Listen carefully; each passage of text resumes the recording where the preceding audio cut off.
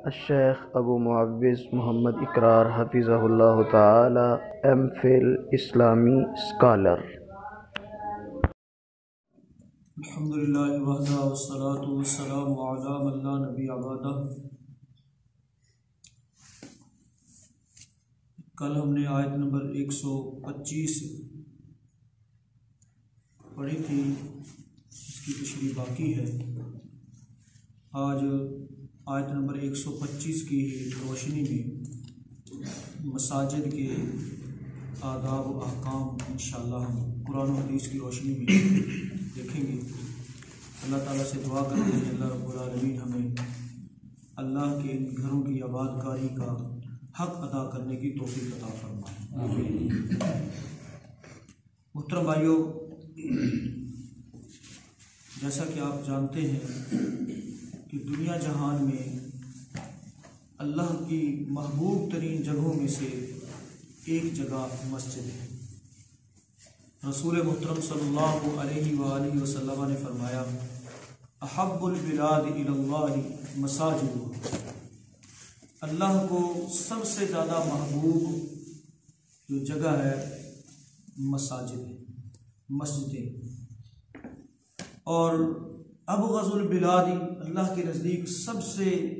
بری جو جگہیں ہیں، برے مقامات ہیں، فرمایا ان میں سے بازار ہے۔ مسجد سب سے پسندیدہ جگہ، سب سے افضل جگہ، اور بازار سب سے زیادہ ناپسندیدہ جگہ۔ لیکن اس حوالے سے اگر ہم دیکھیں تو محترم بھائیو، ہم اللہ کی محبوب ترین جگہ، پسندیدہ جگہ پر کم ٹائم دیتے ہیں، اور جو جگہ اللہ کو ناپسند ہے، اگرچہ وہاں جانا منع نہیں ہے، شرعی آداب کو مد نظر رکھتے ہوئے دعا کا اہتمام کر کے، اپنی نظر کو نیچا رکھ کے، مال سودا صحیح غلط بیانی سے پرہیز کر کے جو بندہ ان شرعی احکامات کا خیال رکھتا ہے تو اس کے لیے جانا منع نہیں، لیکن پھر بھی وہ جگہ کون سی ہے؟ ناپسندیدہ جگہ ہے، ناپسندیدہ جگہ ہے۔ تو اللہ کے رسول صلی اللہ علیہ وسلم نے مساجد کے حوالے سے مزید بھی جو ہے یعنی کئی ایک احادیث کے اندر مساجد کی اہمیت کو بیان فرمایا۔ مسجد بنانا ایک بہت بڑا عمل ہے، اور اتنا بڑا عمل ہے کہ اللہ رب العالمین نے اپنے دو عظیم الشان پیغمبروں کو اس کام پر لگا دیا۔ سیدنا ابراہیم علیہ السلام معمار بنے، یعنی مستری بنے، اور سیدنا اسماعیل علیہ السلام مزدور بنے۔ دونوں باپ بیٹا نے مل کر اللہ کے گھر کی تعمیر کی۔ یعنی آپ تصور کریں، مستری اور مزدور کا ہمارے ہاں کیا سٹیٹس ہے؟ ہم اس کو کیا سمجھتے ہیں؟ گیا گزرا بندہ ہی سمجھتے ہیں نا، ہے جی، مزدور طبقہ، ہے جی۔ تو جب کہ آپ دیکھ لیں کہ اللہ رب العالمین نے اپنے دو عظیم الشان پیغمبروں کی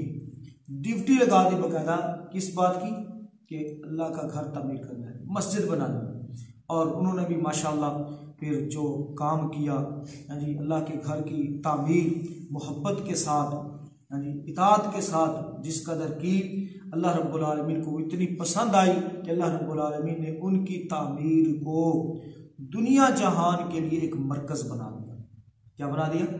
مرکز بنا دیا۔ یہی ہے نا، ہم نے پڑھا کہ وَإِذْ جَعَلْنَا الْبَيْتَ مَثَابَةً لِلنَّاسِ، کہ لوگوں کے بار بار لوٹ کر آنے کی جگہ بنا دی، کہ لوگ یہاں پر آتے رہیں اور اللہ کے گھر کو دیکھتے رہیں، اس کی عظمت کو اپنے دل میں بیدار کرتے رہیں، اور ساتھ ساتھ ان دو پیغمبروں کا تذکرہ، ان دو پیغمبروں کی قربانیاں، ان دو یعنی باپ بیٹا کی محنت، یہ بھی ان کے دلوں میں تر و تازہ رہے۔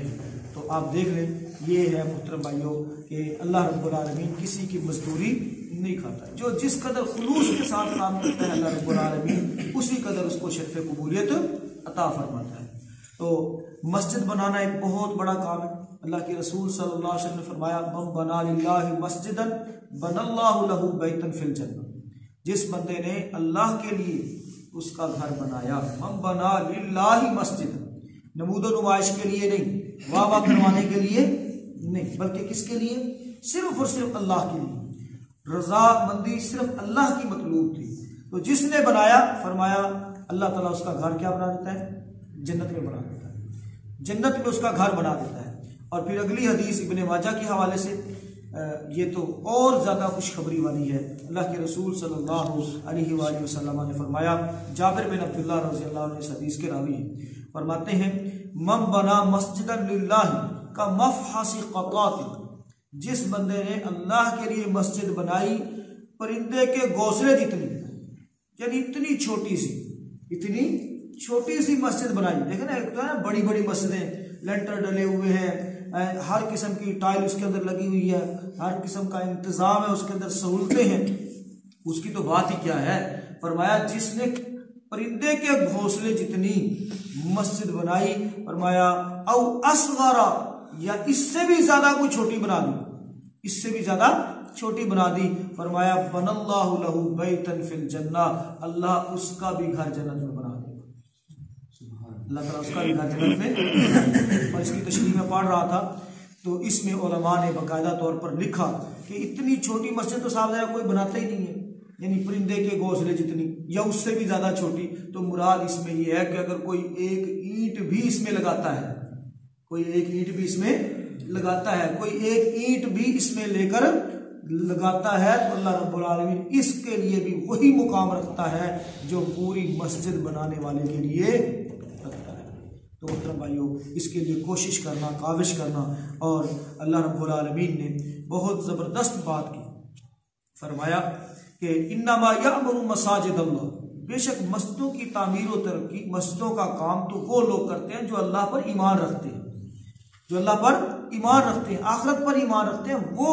لوگ جو ہے اللہ کے گھروں کو آباد کرنے والے ہیں، اللہ رب العالمین کے گھروں کی آباد کاری کا کام کرتے ہیں۔ تو جن لوگوں کا اللہ پر ایمان نہیں ہے، مسجد بنی ہوئی ہو تب بھی وہ اس کے اندر نہیں آتے، مسجد بنی ہو تب بھی وہ اس کے اندر نہیں آتے، اس کی تعمیر و ترقی کرنا، اس کی دیکھ بھال کرنا، یہ تو بڑی دور کی بات ہے۔ تو اس حوالے سے اللہ کے رسول صلی اللہ علیہ وسلم نے ایک اور خوشخبری بھی دی ہے کہ مسجد بنا لی، مسجد بن گئی، اب اس کی آباد کاری کے لیے کوشش کرنا۔ اور اس کی آباد کاری کیا ہے محترم بھائیو؟ اس کی رونق کس بات کو کہا گیا؟ یہ مسجدوں کی رونق یہ لائٹوں کے ساتھ نہیں ہے، یاد رکھیں۔ مسجدوں کی رونق قالین کے ساتھ نہیں ہے، یاد رکھیں۔ مسجد کی رونق شیشے لگ گئے، واش روم اچھے بن گئے، ان چیزوں کے ساتھ مسجدوں کی رونق نہیں ہے۔ مسجدوں کی رونق ہے انسانوں کے ساتھ، لوگوں کے ساتھ، کہ یہاں پر پیشانیاں جھکیں، آ کر یہاں پر پیشانیاں جھکیں اور اللہ کی عبادت ہو، یہ ہے مسجدوں کی رونق اور آباد کاری۔ اور اس پر اجر کیا ہے؟ پیارے پیغمبر جناب محمد رسول اللہ صلی اللہ علیہ وسلم فرماتے ہیں، صحیح مسلم کے اندر روایت موجود ہے، حضرت ابو ہریرہ رضی اللہ تعالیٰ عنہ اس حدیث کے راوی ہیں، فرمایا من تطہر فی بیتی،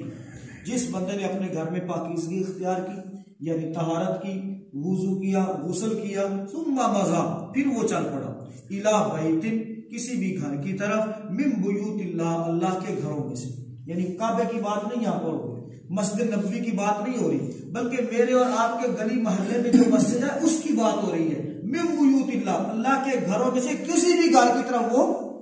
چل پڑا۔ اس سے ایک بات یہ بھی سمجھ آئی، یہ نہیں کہ اچھا یہ تو فلاں کی مسجد ہے، یہ تو فلاں کی مسجد ہے، نہیں بھی، مسجدیں ساری کس کی ہیں؟ اللہ کی۔ یہ جو باقاعدہ طور پر لکھا ہوتا ہے یہاں پر فلاں آئے، یہاں پر فلاں نہیں آ سکتا، یہاں پر تبلیغی جماعت نہیں آ سکتی، یہاں پر فلاں نہیں آ سکتا، یہ لوگوں نے بنایا ہوا ہے نا۔ تو فرمایا من بیوت اللہ، اللہ کے گھروں میں سے کسی گھر کی طرف وہ چل پڑا، لیقضی فریضۃ، تاکہ وہ فریضہ ادا کرے، تاکہ وہ فریضہ ادا کرے، فرض نماز پوری کرے، من الفرائض اللہ، اللہ کے فرائض میں سے، کانت خطواتہ، فرمایا اللہ کے رسول صلی اللہ علیہ وسلم نے اس کے ہر ایک قدم کے اٹھنے پر، اس کے ہر ایک قدم کے اٹھنے پر، ہر ایک قدم پر اس کی ایک برائی مٹائی جائے گی، تحطہ خطیئتہ، اس کی ایک برائی مٹائی جائے گی، اور دوسرے قدم پر ترفع درجۃ، اور اس کا ایک درجہ بلند کر دیا جائے گا، یعنی ہر قدم پر ایک گناہ معاف ہو رہا ہے اور ایک درجہ کیا ہو رہا ہے؟ بلند ہو رہا ہے، ایک درجہ بلند کیا جا رہا ہے اللہ تعالیٰ کی طرف سے، یعنی اس قدر اللہ رب العالمین نے اس کا اجر رکھا ہے۔ اور دوسری حدیث محترم بھائیو، یہ بھی سیدنا ابو ہریرہ رضی اللہ عنہ سے مروی ہے، ابو سعید خدری رضی اللہ تعالیٰ عنہ سے بھی اس حدیث کو بیان کیا گیا ہے، اذا رأیتم الرجل، اللہ کے نبی صلی اللہ علیہ وسلم جب تم کسی شخص کو دیکھو، اذا رأیتم الرجل، جب تم کسی شخص کو دیکھو، یعتاد المساجد، وہ مسجدوں میں بڑی دلچسپی لیتا ہے،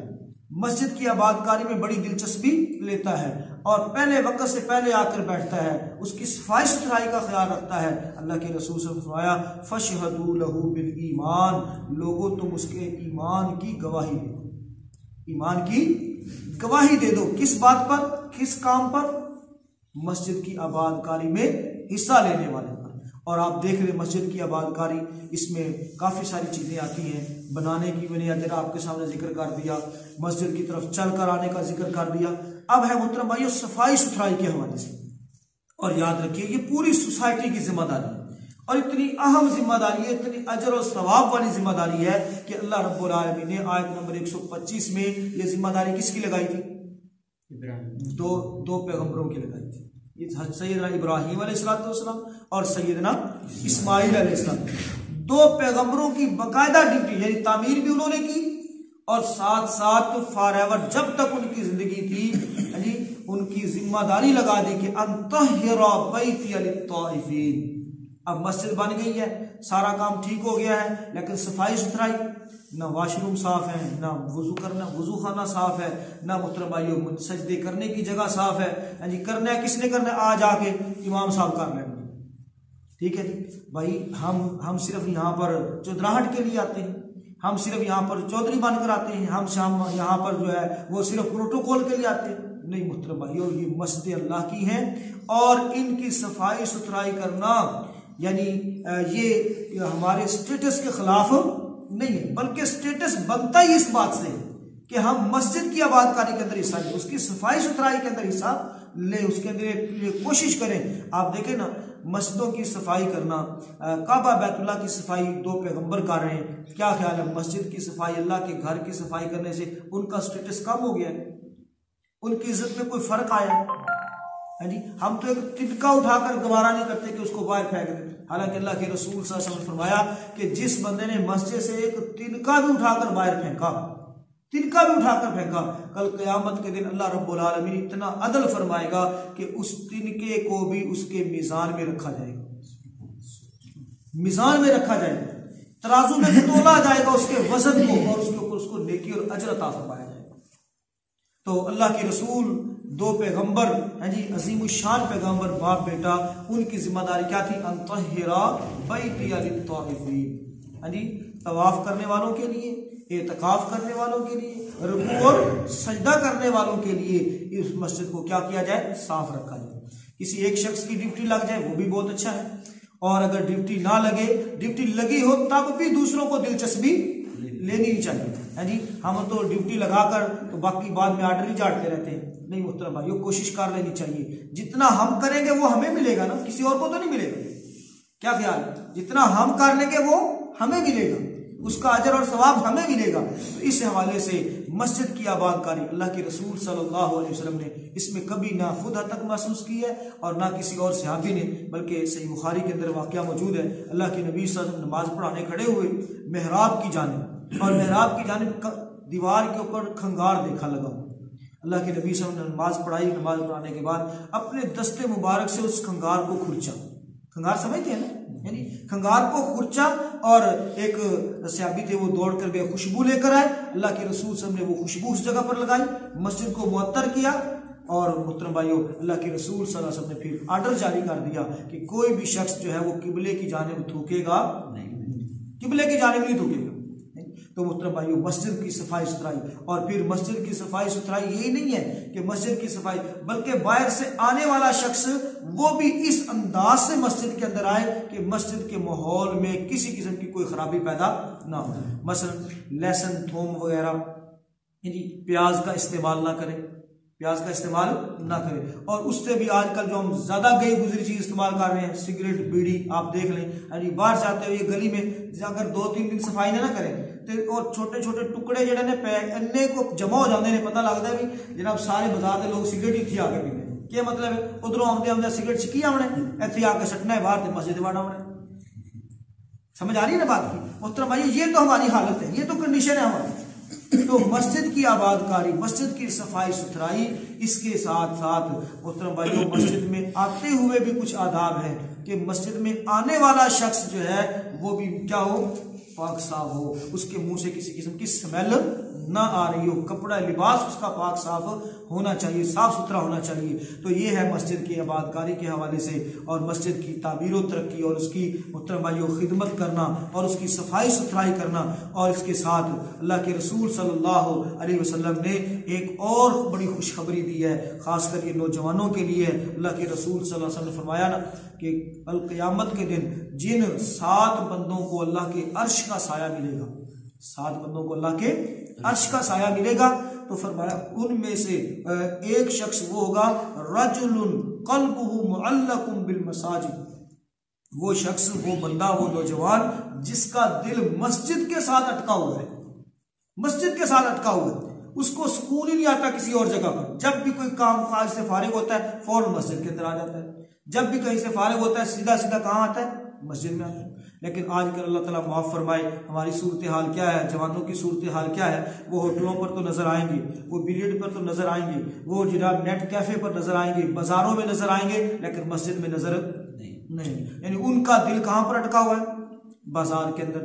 محفلوں کے اندر، ایسی بری جگہوں پر ان کا دل اٹکا ہوا ہے۔ تو بھائیو اللہ کے رسول صلی اللہ علیہ وسلم نے خوشخبری دی ہے، فرمایا جس کا دل مسجد کے ساتھ اٹکا ہوا ہے، مسجد کے ساتھ لگا ہوا ہے، اس کا سکون مسجد میں اس کو ملتا ہے، فرمایا یہ شخص کل قیامت کے دن اللہ کے عرش کے سائے کے اندر ہوگا۔ کتنی بڑی خوشخبری ہے۔ اور سیدنا عمر رضی اللہ تعالیٰ عنہ، ان کی سیرت میں یہ بات ملتی ہے کہ ان کا جو کام کاج تھا وہ تھوڑا سا مسجد سے دور تھا، مسجد کے ساتھ تعلق اس طرح سے وہ نہیں رکھ پا رہے تھے جس طرح سے باقی صحابہ کرام رکھ رہے تھے۔ تو سیدنا عمر رضی اللہ تعالیٰ عنہ نے اپنے ہمسائے کے ساتھ باری مقرر کی، اپنے ہمسائے کے ساتھ کیا کی،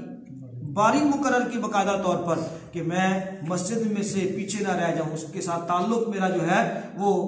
کمزوری نہ اس کے اندر آ جائے، باری مقرر کی۔ اور ایک دن وہ جا کر اللہ کے رسول صلی اللہ علیہ وسلم کے پیچھے نمازیں پڑھتے، آپ صلی اللہ علیہ وسلم کے دروس کو اٹینڈ کرتے، سبق اسباق پڑھتے، اور دوسرے دن عمر رضی اللہ تعالیٰ عنہ جا کر یہ سارا کچھ اٹینڈ کرتے تھے، اور پھر جو جس کی باری ہوتی تھی وہ واپس آ کر جو کچھ سنا ہوتا تھا وہ آ کر دوسرے بندے کو بیان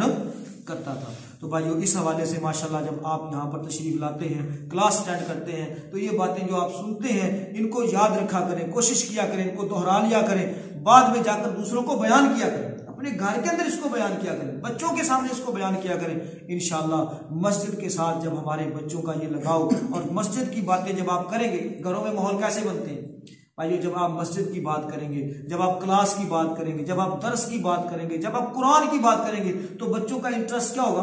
اسی طرف ہوگا۔ اور اگر آپ غیبتیں شروع کر دیں گے،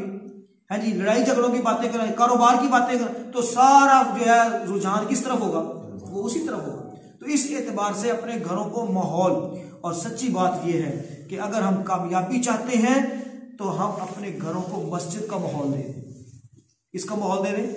مسجد کا ماحول دے دیں، تو بھائیو انشاءاللہ ہمارے لیے یہ صدقہ جاریہ ہوگا۔ اور اگر ہم مسجد کا ماحول نہیں دیتے تو کل کلا خدا نہ خواستہ ہمارے گھر سینما کا ماحول بن جائے، سچی بات کر رہا ہوں، ہاں جی، ہمارے گھر سینما کا منظر پیش کریں گے۔ تو آج ہی سے محترم بھائیو ہم اپنے گھروں کو کون سا ماحول دے دیں، مسجد کا ماحول دے دیں۔ مسجد میں محترم بھائی جھوٹ ہر جگہ پر منع ہے، مسجد میں تو جو بندہ جھوٹ بولنے کا عادی ہے نا، وہ بھی مسجد میں آیا تو وہ بھی کہتا ہے، کیا کہتا ہے، اور نہیں تھے مسجد جھوٹ نہیں بولنا، بھائی باہر جائز ہو جانا ہے جی۔ مسجد کا یعنی مسجد کا ایک تقدس ہے، مسجد کا کیا ہے، تقدس ہے۔ تو گیا گزرا بندہ بھی مسجد کے تقدس کا خیال رکھتا ہے، تو اپنے گھر کو بالکل مسجد کا ماحول کہ جھوٹ نہیں چلے گا یہاں پر، فراڈ نہیں یہاں پر چلے گا، گالی گلوچ یہاں پر نہیں چلے گی۔ اسی طرح سے محترم بھائیو صفائی، طہارت، پاکیزگی، یہ سارا معاملہ اپنے گھر کے اندر بھی شروع کر دیں، اور گاہے گاہے نفل نماز گھر میں پڑھا کریں، قرآن مجید کی تلاوت گھر میں کیا کریں۔ اللہ کے رسول صلی اللہ علیہ وسلم نے نفل نماز گھر میں پڑھنے کا حکم فرمایا، قرآن کی تلاوت گھر میں پڑھنے کا جو ہے وہ تلاوت کرنے کا حکم فرمایا، اور فرمایا اپنے گھروں کو قبرستان نہ بناؤ، اپنے گھروں کو قبرستان نہ بناؤ، وہاں نفل نماز پڑھا کرو اور قرآن کی تلاوت کیا کرو۔ آج سچی بات یہ ہے کہ ہمارے گھر قبرستان سے بھی زیادہ منظر پیش کر رہے ہیں۔ ویسے تو بڑی آباد کاری ہے وہاں پر، ہر وقت ڈھول تاشوں کی آواز آتی رہتی ہے، لیکن صحیح بات جو ہے اگر روحانی اعتبار سے دیکھا جائے، دینی اعتبار سے دیکھا جائے تو ہمارے گھر کیا ہیں؟ قبرستان سے بھی گئے گزرے ہیں۔ تو بھائیو، مسجدوں کے اندر داخل ہونے اور مسجد کے اندر آنا، اس کے بھی بڑے آداب ہیں۔ اللہ کے رسول صلی اللہ علیہ وسلم نے 2 رکعت پڑھے بغیر بیٹھنے سے منع فرمایا ہے، 2 رکعت پڑھے بغیر بیٹھنے سے منع فرمایا۔ جب بھی مسجد کے اندر داخل ہو تو 2 رکعت نماز تحیت المسجد ضرور ادا کریں، اور اس میں بیٹھتے ہوئے محترم بھائیو اپنے کہہ لیں کہ دنیاوی کام کاج اور دنیاوی باتوں سے گریز کرنا چاہیے۔ مسجد اللہ کی نشانیوں میں سے ایک نشانی ہے، شعائر اللہ میں سے ایک نشانی ہے، اور مسجدوں کے ممبر و محراب قرآن و سنت کی آواز سے محترم بھائیو وہاں سے اجاگر کرنے والے ہوں، اور اسی طرح سے یہاں پر اللہ کے علاوہ اور کسی کی مدد نہ مانگی جائے۔ وَأَنَّ الْمَسَاجِدَ لِلَّهِ فَلَا تَدْعُوا مَعَ اللَّهِ أَحَدًا، اللہ کی گھر ہیں، یہ اللہ کے لیے ہیں مسجدیں، اور ان میں اللہ کے سوا کسی سے مدد نہ مانگی جائے، اللہ کے سوا کسی کو نہ پکارا جائے۔ اس طرح سے قرآن و حدیث کی آواز ممبر و محراب سے آئے، یہ بھی مسجدوں کا حق ہے۔ اور جو شخص ان میں خرابی پیدا کرنے کی کوشش کرتا ہے، پیچھے ہم پڑھ کر آئے ہیں، فرمایا وَمَنْ أَظْلَمُ مِمَّنْ مَنَعَ مَسَاجِدَ اللَّهِ، اس شخص سے بڑا ظالم اور کون ہو سکتا ہے جو اللہ کے گھروں سے روکتا ہے، أَن يُذْكَرَ فِيهَا اسْمُهُ وَسَعَىٰ فِي خَرَابِهَا، اور اس میں خرابی کی کوشش کرتا ہے، اللہ کے ذکر سے روکنے کی کوشش کرتا ہے، بدعات کو رواج دیتا ہے، یا خرافات کو یا من مانی جو ہے وہ زندگی بسر کرنے کی کوشش کرتا ہے، فرمایا یہ سب سے بڑا ظالم ہے۔ تو بھائیو، آج ہم نے مساجد کا بیان، مساجد کے ساتھ تعلق، مساجد کی آبادکاری اور اس کے آداب و احکام کے متعلق ہم نے پڑھا ہے۔ آخر میں اقبال نے بڑی خوبصورت بات کی ہے، واعظ قوم کی وہ پختہ خیالی نہ رہی، واعظ قوم کی وہ پختہ خیالی نہ رہی، برق طبعی نہ رہی، شعلہ مقالی نہ رہی، رہ گئی رسم اعظام، روح بلالی نہ رہی، فلسفہ رہ گیا، تلقین غزالی نہ رہی، مسجدیں مرثیہ خواہ ہیں کہ نمازی نہ رہی، مسجدیں مرثیہ خواہ ہیں کہ نمازی نہ رہے، یعنی وہ صاحب اوصاف حجازی نہ رہے۔ مسجد تو بنا دی شب بھر میں ایمان کی حرارت والوں نے، من اپنا پرانا پاپی ہے برسوں سے نمازی بن نہ سکا۔ اللہ تعالی ہمیں مساجد کے حقوق کا تحفظ اور مساجد کے حقوق کی کما حق و ادائیگی کی توفیق عطا فرمائے۔ وآخر دعوانا ان الحمدللہ۔